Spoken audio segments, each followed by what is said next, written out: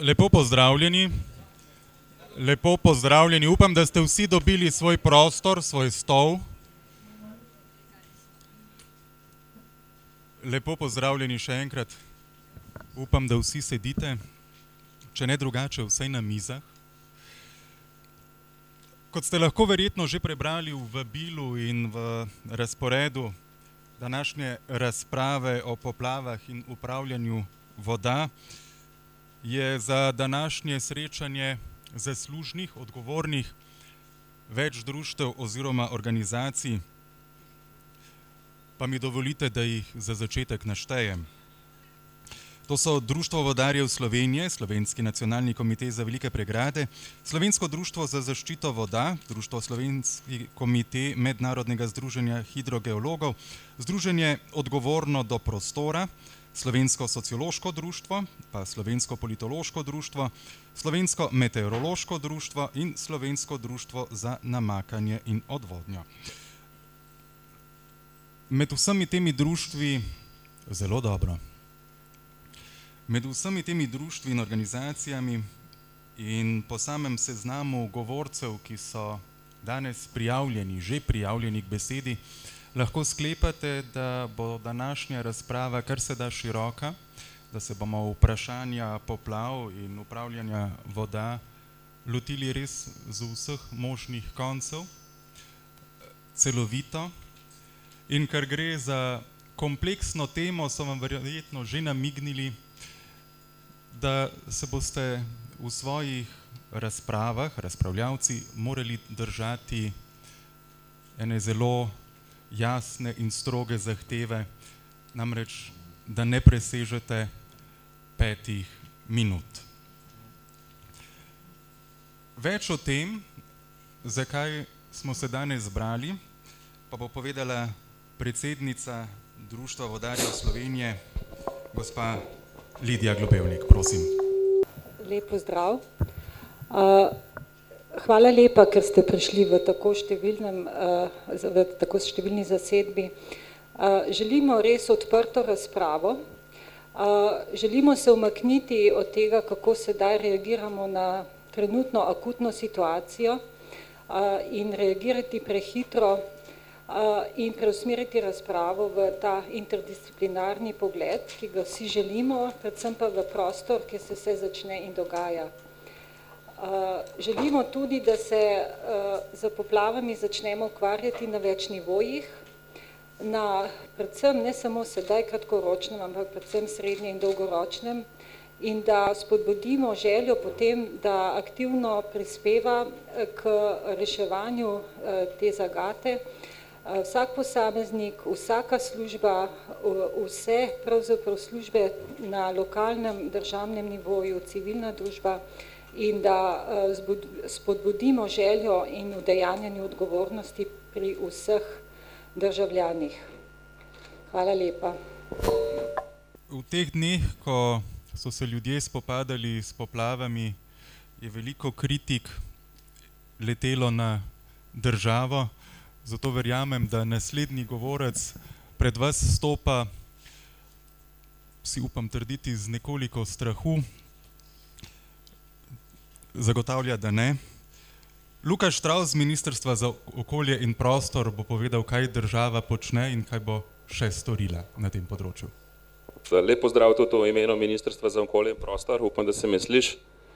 Bi pa izkoristil to zadevo, da se, tako kot se je tudi predsednik vlade, dr. Miro Cerar, v svojemu poslanskemu odgovoru na poslansko vprašanje najprej zahvalil vsem, ki so posredovali in tako lepo in tako učinkovito ukrepali ob nastopu samega poplavnega dogodka oziroma samih zadnjih poplavnih dogodkov, ki so se dogajali. Gre predvsem za civilno zaščito seveda in vse ostale, ki so vpleteni. V zvezi s tem bi pa eno ključno stvar morda za začetek rekel. Mislim, da je morda na področju upravljanja z vodami oziroma, če gremo ožje na obvladovanje poplavne ogroženosti, kljub temu, da je Lidija želela iti malo širš, ampak širš znotraj verjetno obvladovanja poplavne ogroženosti, omenil eno stvar. Mislim, da ni več to ključno, da se ukvarjamo za nazaj, kaj so problemi, ampak da se začnemo ukvarjati, kaj danes imamo in kaj je treba narediti za jutri. In v bistvu razprave o temu, ali je neko gradbeno dovoljenje pred 40 leti bilo podeljeno temu in temu gospodu, ki je slučajno danes na poplavnem območju, pa takrat morda ni bilo prepoznano kot poplavno območje, ker se stvari, vsak, ki se ukvarja z vodami, ve, da se te stvari spreminjajo iz leta v leto, glede na hidrologijo in podobne stvari.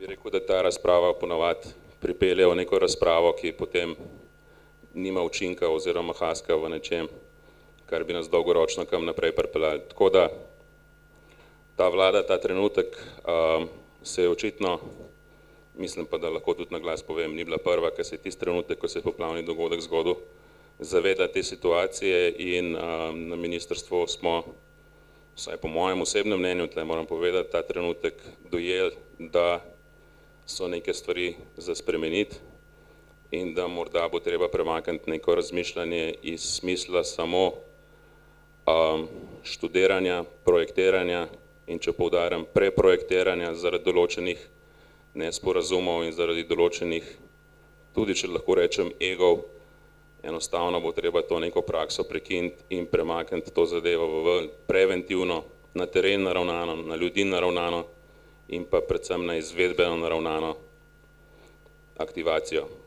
Je pa tudi res, da v fazi študij, če govorimo o študijskem oziroma projektivnem delu, če govorimo o gradbenih protipoplavnih ukrepih, je seveda lažje biti pameten in moder, če lahko tako rečem. Ko pa se neka stvar postavi na terenu, ima pa zelo dolgoročne učinke, tako da včasih je fajn ostati malo v fazi študiranja pa projektiranja malo dlje časa, ampak nekako po 20-25 letih ugotavljamo, vsaj v Sloveniji, da pa mi se pa kar nekako ne premaknemo iz te faze. Tako da mislim, da tudi kar upravičeno dobivamo marsikatera vprašanja, zakaj kakšna občina zna zgraditi, kakšna stvar pa je zaključiti, morda ministrstvo pa ne, kot glavni investitor oziroma inštitucija, ki je zadolžena za izvajanje gradbenih protipoplavnih ukrepov. Iz tega naslova se pripravljajo marsikateri ukrepi na nivoju ministrstva, v smislu tega ne dodatnih denarjev, dodatnih kreditov, ampak v bistvu gre za verjetno odločitev vlade, da bo treba prioritete znotraj državne uprave spremeniti. To pomeni, če govorimo recimo o financiranju protipoplavnih zadev oziroma vodarstva nasploh, mislim, da se nam je znotraj vodarstva zgodila ena zadeva, ki se reče, da se je marsikdo, ki morda ni tako eklatanten vodar, prepoznal kot vodar tudi iz tega naslova, da so se lahko financirale neke stvari, če lahko po domač rečem, iz našega denarja. Mislim, da treba tle filozofijo obrniti in v bistvu iti tudi v druge finančne sklade, če govorimo o denarju, kot so recimo programi razvoja podeželja, sklad za podnebne spremembe in podobno in tam iskati sinergije tudi z vidika poplav. Skratka, nekega dodatnega denarja mislim, da niti ni potrebno, ampak treba je pač prioritete določiti in se odločiti, kaj naprej. Bi pa še dve stvari, nisem hotel zdaj nič o načrtih pa teh stvari govoriti, ker nekako nisem pristaš tega, da se non-stop študira pa dela načrte pa skozi to razlaga, kaj se bo naredil, pa kaj se ne bo naredil, pa kaj se je naredil. Omenil dve stvari. In sicer včeraj, predvčerajšnjem sem bil v Avstriji in slišal od kolegov, kaj se jim je zgodil. Mogoče en tak lušen primer. 2003 so imeli poplavo. 3 milijarde škod. 2013 so imeli poplavo podobne intenzitete in podobne razsežnosti. Samo še 300 milijon škod. Se pravi 10%. Kaj so vmes naredili? Investirali so 2 milijarde evrov v protipoplavno zaščito.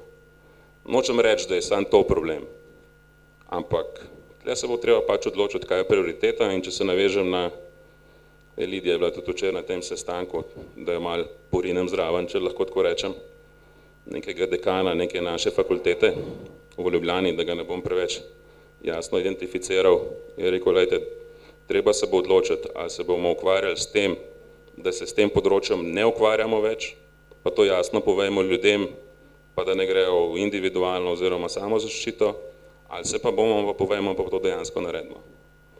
Tok z moje strani, no, kasneje pa lahko v debati, bi pa res prosil za predloge, plus to pa tudi kot ministrstvo tle pričakujem, mislim, bi dal več besede ostalim, da slišimo, kaj je tudi mnenje ostalih, da si to zabeležimo oziroma se marsikaj že poznamo, tako da bi želel za naprej predvsem predloge. Toliko za enkrat. Hvala. Torej, kako se odgovorno lotiti načrtovanja ali pa kako se odgovorno lotiti poplav, protipoplavne varnosti v prihodnje, pa Maja Simoneti iz Združenja Odgovorno do prostora. Ja, hvala za besedo. Gre v bistvu za glas prostorskega načrtovanja v kontekstu srečevanja s poplavami. Moram povedati, da prostorski načrtovalci seveda čutimo problem poplav strokovno in moralno. Gre za to, da se dobro zavedamo narave vode, vode kot vira in potreb vode v prostoru in tudi tega, kaj pravzaprav človek s svojim delovanjem v prostoru, z gradnjo v prostoru povzroča in kako pride do poplav. Ta fenomen mi zelo dobro razumemo in tudi zelo dobro vemo, da pravzaprav se vse začne in konča pri tem, kako se odločamo o namenski rabi prostora. Tudi mi nikakor ne razmišljamo o revizijah ali pa o spraševanju o tem, kako smo v preteklosti narobe gradili, si pa želimo, da bi vendarle potegnili iz tega neprijetnih razmer, ki jih zdaj trenutno živimo, neke nauke in potem lahko morda delali bolj uspešno naprej. Skratka, predno pridemo do gradbenih dovoljenj in samih gradbenih posegov, bi radi razpravljali o tem, da lahko morda, če se uspemo drugače pogovarjati o razvoju prostora, zmanjšamo problem poplav. Pomembno se nam zdi, da se govori o tem realno, da se pričakovanja prebivalcev ne gradijo na tem, da poplav ne bo več oziroma da ili lahko vse nepremičnine zaščitimo pred poplavami. Gotovo pa lahko, tako kot je moj predhodnik omenil, predvsem zmanjšamo škodo in ogroženost ljudi. Zdaj, v tem kontekstu prostorski načrtovalci lahko v okviru svojih pristojnosti in znanj prispevamo k boljšim rešitvam na naslednje 4 načine. Prvič lahko predlagamo, da se dosledno začne lokalno zadrževanje prvega vala, ki običajno naredi največ problemov.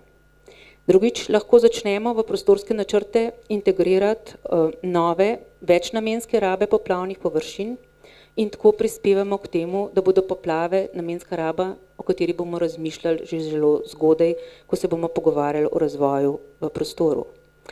Tretjič, lahko z doslednim preventivnim pristopom povsod in v vsakem primeru tudi prispevamo k večji varnosti.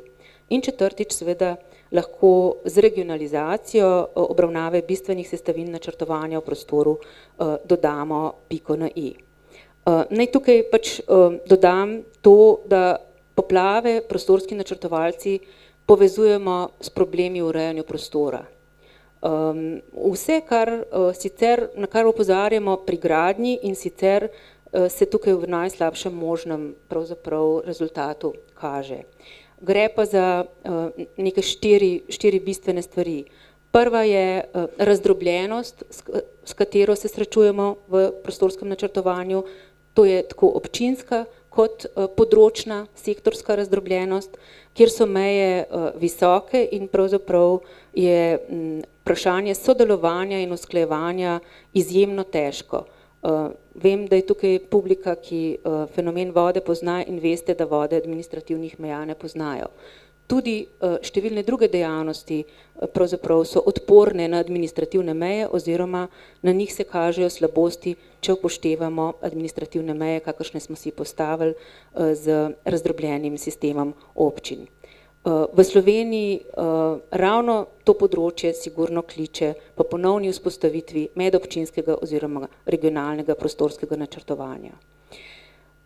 Naslednja stvar, ki sem se jo dotaknila in je povezana s to razdrobljenostjo, je seveda to, da naši sektori niso samo, bom rekla, ustrezno podkrepljeni v smislu zagovarjanja javnih interesov, kot je na primer upravljanje z vodo, pač pa so tudi zakonsko tako močni, da pravzaprav praktično vsi tudi posegajo na področje prostorskega načrtovanja. Vsi zajezijo svoj del prostora in na njem določajo pogoje rabe. Praviloma tako, da pravzaprav ne pride do usklajevanja med občino in določenim sektorjem, pa naj bo to ohranjanje narave ali pa upravljanje z vodo. Pač pa sektor pove, kako in kaj, občina pa naj bi to sprejela. Tak način dela, seveda, ne, pri čemer si občina in sektori podajajo gradiva in mape, ne pa se pogovarjajo o pogojih, okrog katerih bi se uskladili, je seveda lahko samo konflikten in težave so logična posledica tega.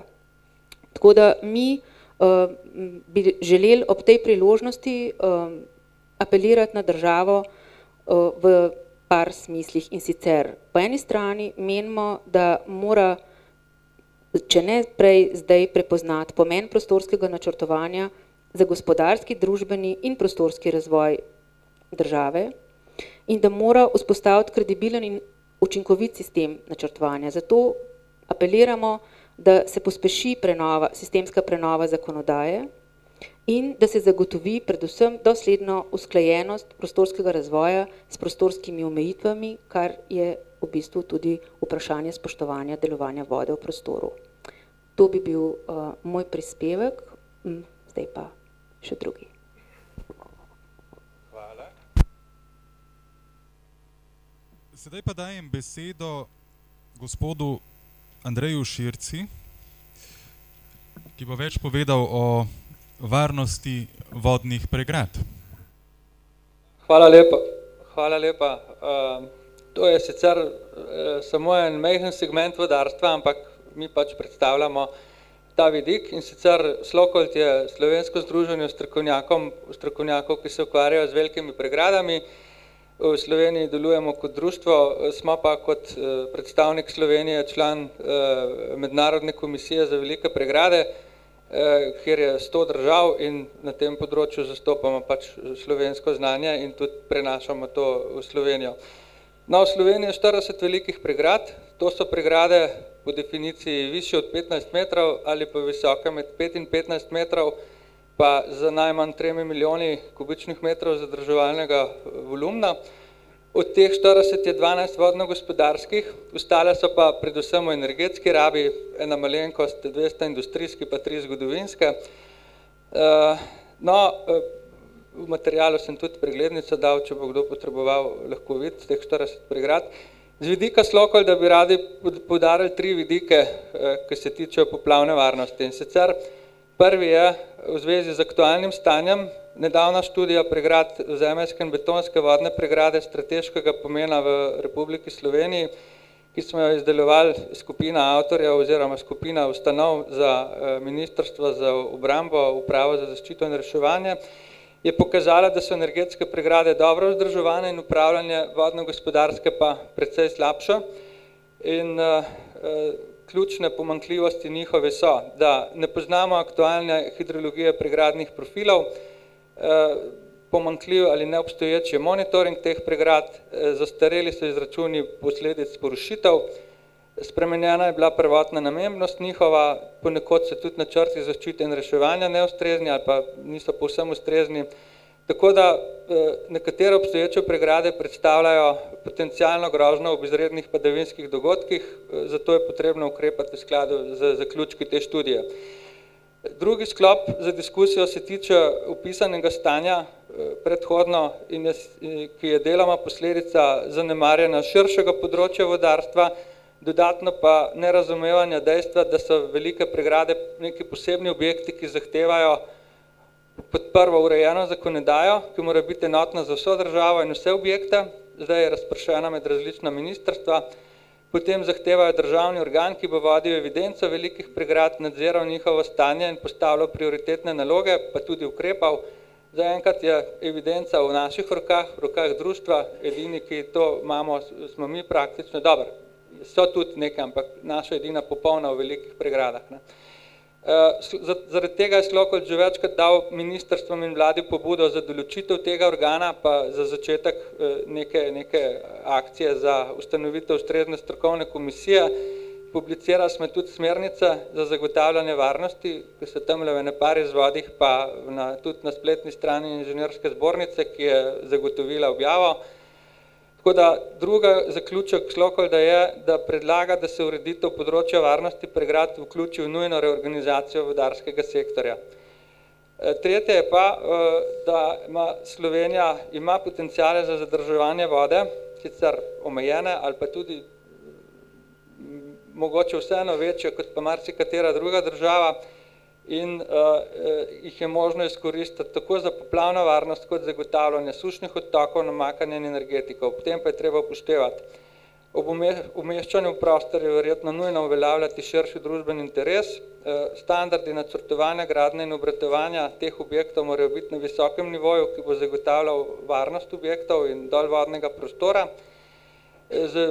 Pomembno je, da za manjše objekte, male pregrade oziroma jezove se brez utemeljenega razloga ne sme uveljavljati bistveno blažja zakonodaja, ker so lahko v določenih razmerah ti objekti ravno tako nevarni ali pa še bolj od velikih pregrad, ker se gradijo na primer v bližini naselij.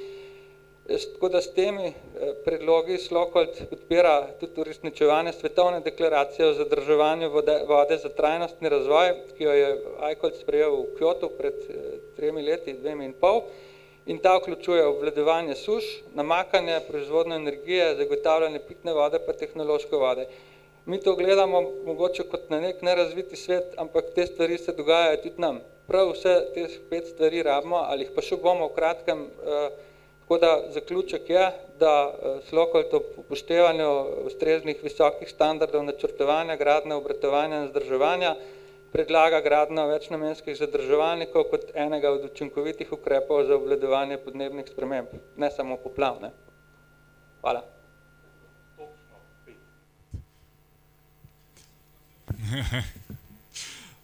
Sedaj pa medtem preden gre mikrofon na drug del auditorija, da tako rečem, naj povem še, da bodo vsi današnji prispevki objavljeni v reviji Slovenski vodar, kjer se jih boste lahko podrobneje prebrali in jih preštudirali. Sedaj pa dajem besedo gospodu Pavlu Gantarju, ki bo spregovoril več o poplavah kot človeški nesreči in državni politiki do sedaj. Ja, hvala lepa.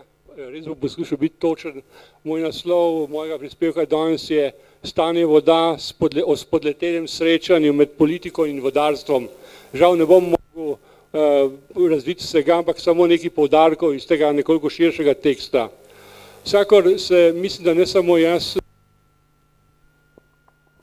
pa moram znebiti vtisa o poplavah vedno znova dogaja. Znova slišimo isti film, ne vem, če me slišite, in se vedno znova sprašujemo, zakaj se nam je to zgodilo. Več razlogov je za to, bi omenil samo enega. Mogoče tudi prepričanje, da so naravne nesreče oziroma poplave, torej naravni dogodek in da zanje ni nihče. Najmanj pa seveda politika.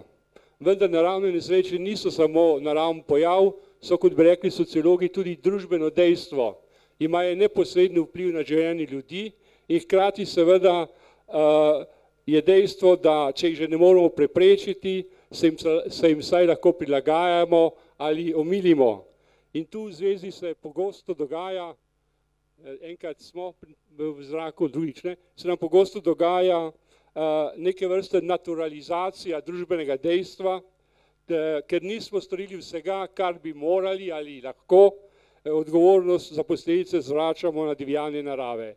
Jaz sem poskušal v tekstu pokazati neko zgodovino teh odnosov med vodarstvom in politiko od konca 80-ih let, temu sem mu izognil, zgodba je zanimiva, ampak bi šel kar na sedanjost in bi ob teh in letošnjih poplavah, pa tudi kakšnih kolik drugih prej, rekel predvsem eno stvar in to je, da se nam lahko najhujše, če smem malo dramatično zaostriti, najhujše, kar se nam lahko zgodi, je to, da bi pod neposrednim vtisom vseh teh poplav urejanje voda oziroma vodno politiko podredili samo zahtevom po poplavni varnosti, da bi torej upravljanje voda zožilo na varstvo pred tako imenovanim škodljivim delovanjem voda.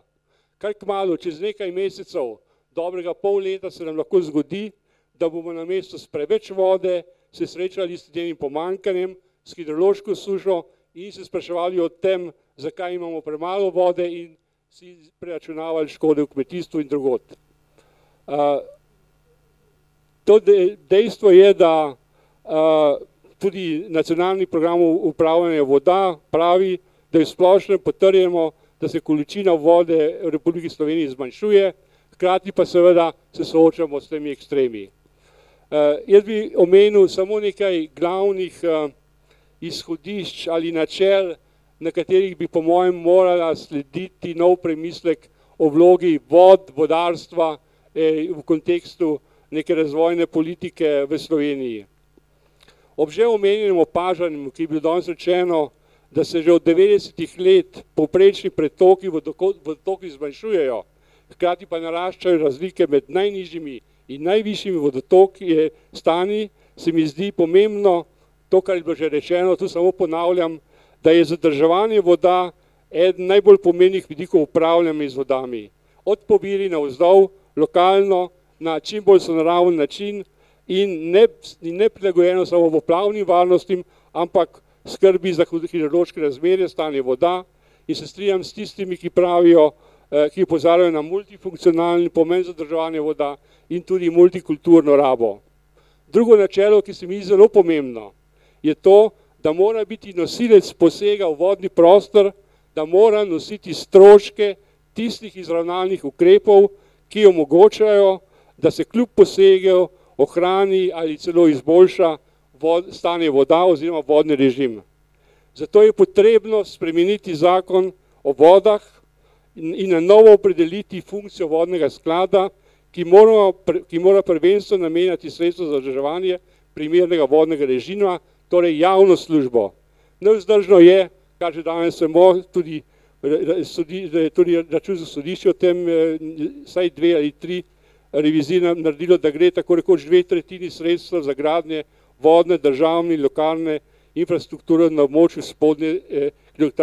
spodnje Save. Da se razume, jaz sem bil vedno velik zagovornik teh elektrarn, gradnje teh elektrarn in mogoče tudi soudeležen pri tem, da se je to tako zgodilo. Pri tem pa je treba povedati, da je v koncesijskem aktu predvidena delitev koncesnine 60% za občine in 40% za države. Torej tudi tu je povsem jasno, da bodo občine dobile nekaj kar precej iz tega.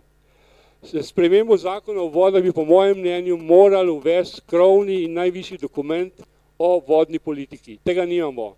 Imamo podpoglavja v nacionalnem programu varstva okolja. To je premalo. In ta dokument bi moral definirati temeljna vrednostna izhodišča, načela in cilje, vlogo uporabnikov, deležnikov, načine oblikovanja konkretnih ukrepov in politik ter soočanje sektorskih zahtev po vodi z možnosti in vode in možnosti, ki jih vode sploh ponudijo. Naslednja stvar je bolj razvidna in pregledna organizacija upravljanja z vodami, pri čemer menim, za razliko od nekaterih, da bi v okviru Ministrstva za okolje in prostor morali ohraniti integralno upravljanje tako kvalitete in količin, zato v osnovi nasprotujem ločevanju vodarstva od okolja, pač pa zagovarjam bolj pregledno, bolj dosledno, bolj izvedeno organizacijo MOP-a in ARS-a vzdolž glavnih, temu bi lahko rekli, okvirnih direktiv. Eno od teh je tudi voda, okvirna direktiva o vodah. Ter jasno razmejitev med oblikovanjem politike, izvajanjem politik in nadzorom. Menim pa, da bi morali vzpostaviti neke vrste DRSC, tako rekoč, podobni službo, ki bi kompetentno skrbela za to, da se pravočasno in ustrezno izvaja dela na vodih. In seveda izjemno povečati število strokovnih, podeseteriti, če smem tako reči, število strokovnih upravnih delavcev na MOP. Meni je frapiralo dejstvo, da so bili za sredstva iz kohezijskih skladov za poplavno varnost znameniti projekti, kjer je bilo porabljeno samo 22 od 75 milijonov evropskega denarja, da sta v letu 2007-2009 skrbela 0,2 uslužbenca za to, da sta 10-11 skrbela 2,2 uslužbenca in šele 12 so prišli na 3 uslužbence. Potem se ne moramo čuditi, da se sredstva niso porabljena.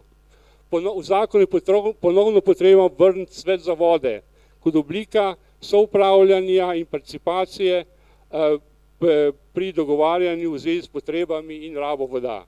In končno razmer država-občina. Spregledano obstaja, da občine dobivajo vodna povračila in koncesnine, delež od koncesnin, vendar pa se nihče ne vpraša, koliko tega denarja občine tudi vračajo in kako so ta sredstva porabljena.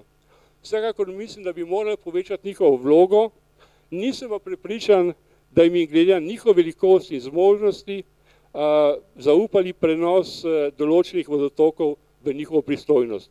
Mislim, da je izjemno pomembno integralno in celovito upravljanje na porečnih povodih. Torej, sprava med politiko in vodami, upanje torej obstaja, vendar seveda do naslednjih poplav ali suše. Hvala lepa. Hvala. Kar hitro dajem besedo sedaj naprej gospod Luka Omladič o načelu pravičnosti pri rabi in varstvu naravnih virov.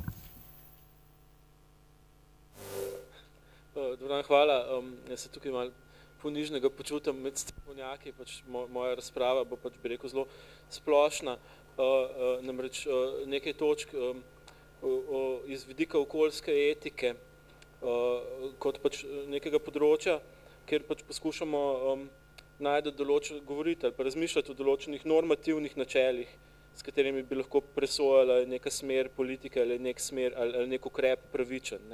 Ne moramo seveda dati odgovorov na to, to je stvar strokovnjakov. In morda ta načela, ta vodila lahko tudi nekoliko pomagajo k pravičnem reševanju konfliktov, ki nastajajo. Zdaj, prvo tako načelo, okoljska pravičnost, vemo, da številni konflikti pravzaprav se referirajo na stanje pravičnosti oziroma bolje rečeno nepravičnosti. Mogoče en tak tipičen primer v medijih velikrat izpostavljen nesrečni zadrževalnik na Dobrovi, ki ga tam kakšna lokalna skupnost razume kot nepravičen poseg v prostor, nepravičen zato, ker naj bi Dobrovi povzročil škodo v imenu morebitnega, če sploh ne izboljšanja poplavne varnosti Ljubljane. Zdaj, okoljsko pravičnost nekako lahko zelo generalno še opredelimo z dvema podnačelama normativnosti. Prvo pravi, da izkoriščanje nekega naravnega vira ali pa širše, vsak poseg v prostor je nepravičen takrat, kadar je ena skupina deležna večine koristi od tega posega, druga skupina pa večine škode, ki jo ta poseg povzroči. In drugo načelo pravičnosti je seveda načelo enakosti. Zdaj, če se seveda v posebnem primeru nek poseg okolja ne more izogniti tisti prejšnji okoliščini, ga moramo izravnati z ustrezno prerazporeditvijo dobrin, zaželeno seveda v soglasju prizadetih, ki bo ublažilo ali odpravilo neenakost zaradi tega posega. Širše pa seveda načelo enakosti terja tudi to, jasno, glede poplavne varnosti smo soočeni z neko naravno neenakostjo, eni živimo na teh, drugi na drugačnih področjih, ampak te naravne neenakosti ne smemo sprejeti kot dejstvo, naloga pravične družbe je, da poskuša, kolikor se le da, to naravno enakost naravne neenakosti kompenzirati s pametnimi ukrepi in politikami. Drugo načelo okoljske etike glede tega, ki je morda relevantno, načelo etičnega ravnanja stroke. Nujno je, da stroka ustreza svojim, jaz zelo stojim na tem stališču, da mora dobro vodeno okoljsko politiko voditi predvsem strokovni argumenti, ampak zato pa je nujno, da stroka ustreza svojim lastnim etičnim merilom. Tako glede kriterijev, ki sicer veljajo za znanost in stroko. Glede pomembnejših stvari mora biti zadeve preverjene dvojno, neodvisno. Strokovna presoja ne mora biti zgolj stvar licence posameznika, ampak nekega objektivnega znanja, argumenta, odprtosti za strokovno kritiko iz lastnih kolegov iz področja. Tretji kriterij je demokratični kriterij, tretji kriterij okoljske etike je demokratični kriterij. Ljudje so praviloma nezadovoljni, če so jim rešitve, ki se tičejo ureditve njihovega okolja, vsiljene. Tudi če je ta zadrževalnik nesrečni na Dobrovi res potreben, se mi zdi, da smo lahko zasledili neko določeno paternalistično držo, županstva Ljubljane včasih, ki pač gotovo ni pripomogla k njegovi ustvaritvi. Drugo temnejšo plat tega samoodločanja v okolju pa predstavlja, ki ga pač si poznamo, ta nesrečen učinek NIMBY, torej Not in my backyard, ki lahko blokira številne okoljsko koristne projekte in posege. Med paternalizmom in nimbizmom, bi rekel, moramo iskati ravnovesje in na ta način pa se izogibati konfliktu. Četrto načelo, kratko, ker sem iztekal čas, bi samo omenil, morda je v tem splošnem premisleku čas, da tudi malo razmislimo o vodi kot skupnem. To je nesrečen malo slovenščini prevod, angleščini gre za izraz commons. Torej, lahko v razpravi o dolgoročnem in bolj smiselnem upravljanju voda pripomore razmislek o tem, da je voda, da so po svojem bistvu skupno, se pravi nek naravni vir, ki smo ga deležni vsi in na nek način presega ločnico med zasebnim in javnim. Končal bi samo še z eno kratko omembo filozofa renesančnega Niccola Machiavellija. Machiavelli je rekel, da je dober vladar, dober princ, tisti, ki po svoji sposobnosti vlada, ne tisti, ki se zanaša na usodo.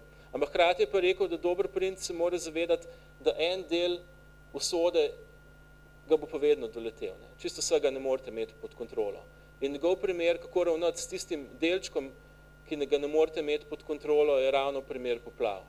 Dober princ je tisti, ki se bo zavedal, da bojo poplave prišle, ne glede na to, a to hoče ali ne, ampak bo predtem pač poskrbel z takimi ukrepi, kar se da, da bo poplavne vode preusmeril stran od tega, kjer povzročajo škodo. Hvala.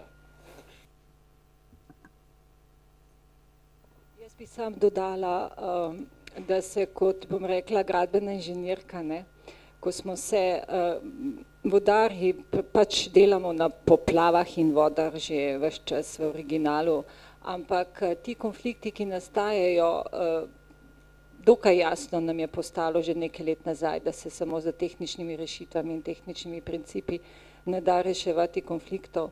Zato smo povabili medse, kot ste slišali do zdaj, tako sociologa kot predvsem filozofa Lukata, in hvala za te besede, ker mislim, da je prav, da se tudi včasih vračamo na posebej na elementarna izhodišča. Hvala. Sedaj gremo pa naprej in predajam besedo Bogomirju Kovaču z Ekonomske fakultete. Bi vam prinesel mikrofon, ampak... Hvala lepa. Zelo na kratko.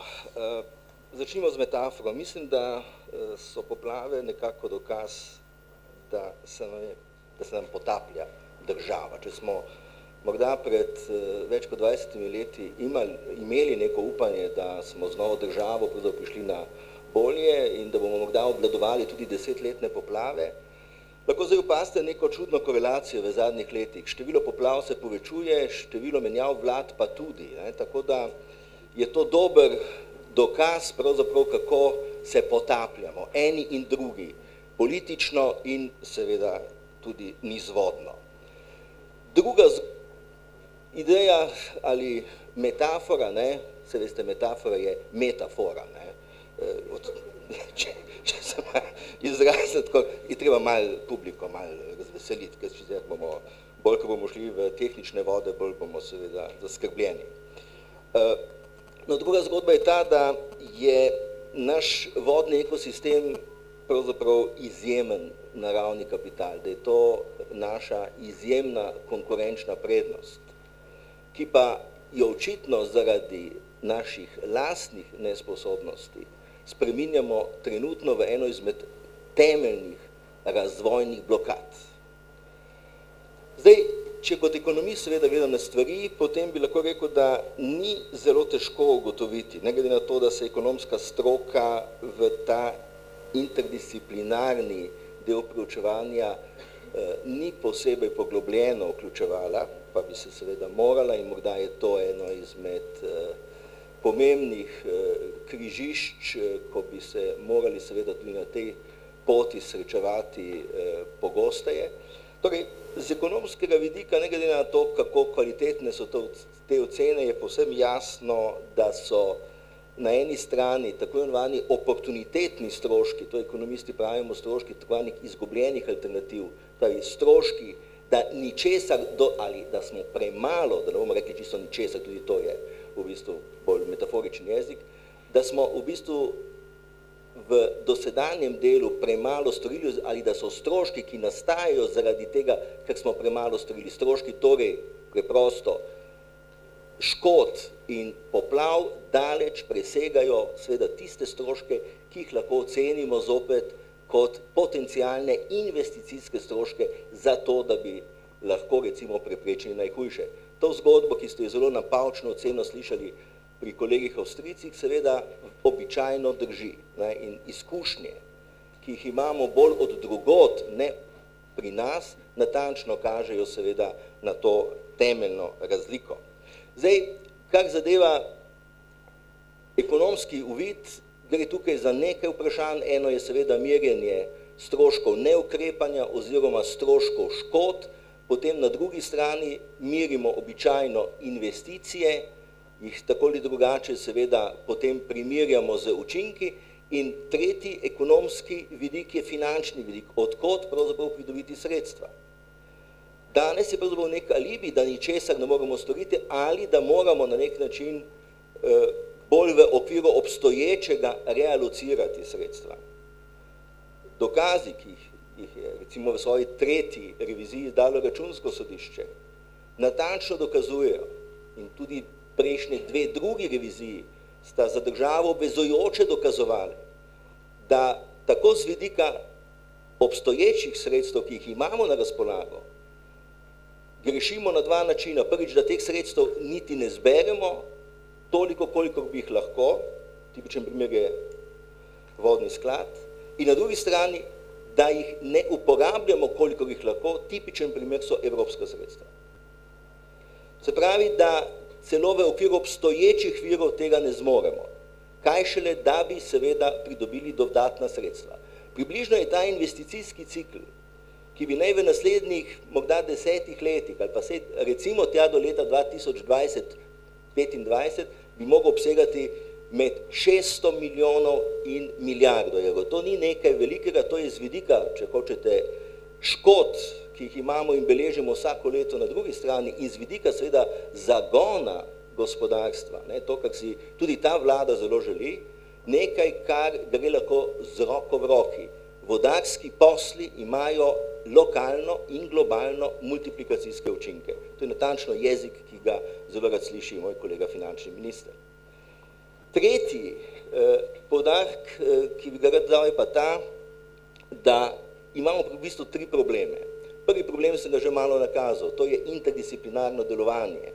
Se pravi, mi v okviru stroke moramo nekako sami, morda tudi skozi civilno inicijativo, poskrbeti za to, da bomo v največji možni meri po strokovni plati skupaj z skupnim delovanjem lahko prišli pravzaprav do kakovostnejših rešitev. Ampak temeljni problem, seveda ni to, česa smo mi danes tukaj, temeljni problem je vendarle političen problem. In dokler ne bo seveda neke zelo jasne politične odgovornosti in politične razvojne prioritete, da je ta problem treba rešiti, potem preprosto iz tega ni izhoda. Celotna dosedanja struktura upravljanja in vodenja vodarskih poslov v tej državi je preprosto napačna, kajti če bi bila dobra, potem ne bi bili tam, kjer smo. Pomeni, da je treba postaviti na novo. Od zakonskih delov do politično-razvojnih, seveda, če hočete na nek način ali ukrepov ali pa spet papirjev, do konec koncev tudi odgovornosti za to, da se nekaj začenja tukaj premikati. Spravi, zelo pomembno, recimo, primer koncesionarstva.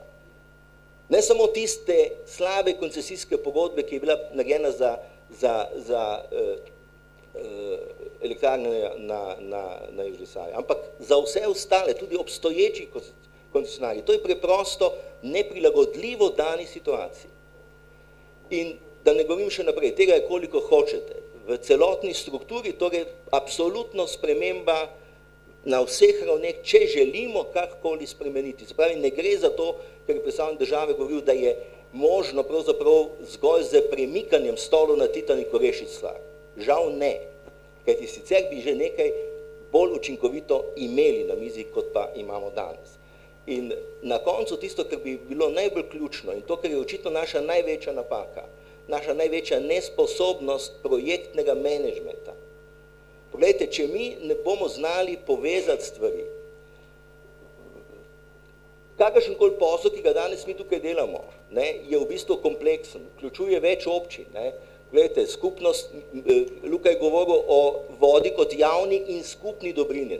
Mi smo v 80-ih letih imeli vodne skupnosti, ne glede na to, kako in na kakšen način so bile definirane in kako so nastajale, ampak imele so povezovalni učinek. Če mi danes ne bomo nizvodno v bistvu imeli sodelovanje, če ne bomo z enim gradbenim dovoljenjem odpirali pravzaprav porečje ali cele doline, nimamo možnosti, da bi v naslednjih 20 letih premaknili zopet en kamen. Spravi, cela vrsta stvari je, ki zahteva, da imamo krizni menedžment na tem področju, to je neko ime ali nek naziv, ki ga seveda zelo slabo razumejo slovenske vlade, govorim zavestno v množini. Projektni menedžment zopet nekaj, kar je ključnega pomena in če bomo te zadeve z upravljavsko-vodstvenega vidika znali organizirati, če bomo imeli znotraj tega zelo jasne odgovornosti, tako strokovne kot politične, kot seveda operativne, potem se lahko torej v naslednjem 5-letju ali tam nekje do leta 2020 vendarle nadejamo nekih korenitejših sprememb. To pa so spremembe, ki jih ne potrebuje država kot taka, ampak predvsem ljudje, ki živijo na poplavnih območjih. In to je naša tudi civilna odgovornost, ki jo seveda imamo do njih. Hvala lepa. Hvala. O konceptih politike upravljanja voda v Sloveniji pa Andrej Lukšič.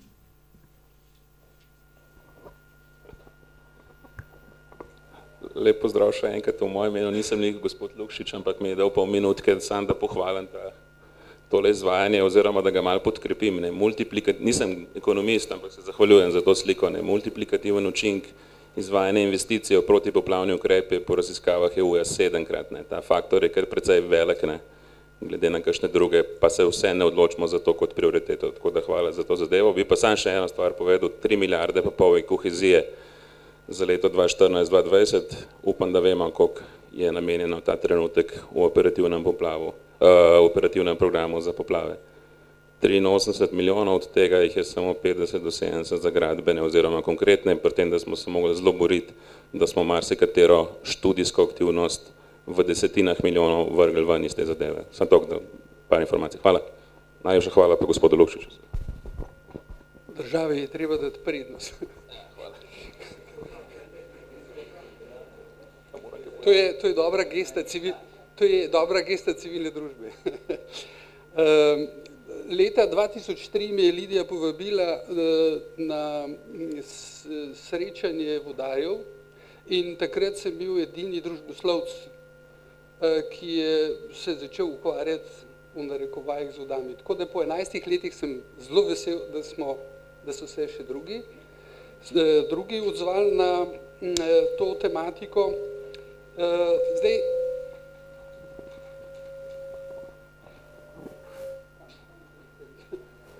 še zmeraj piska.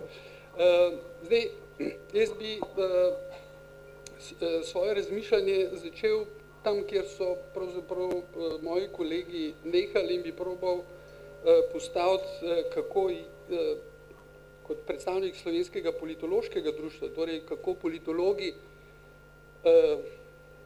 razmišljamo o tej tematiki. Glede na to, da imamo tukaj različna društva, ki prihajajo v stik z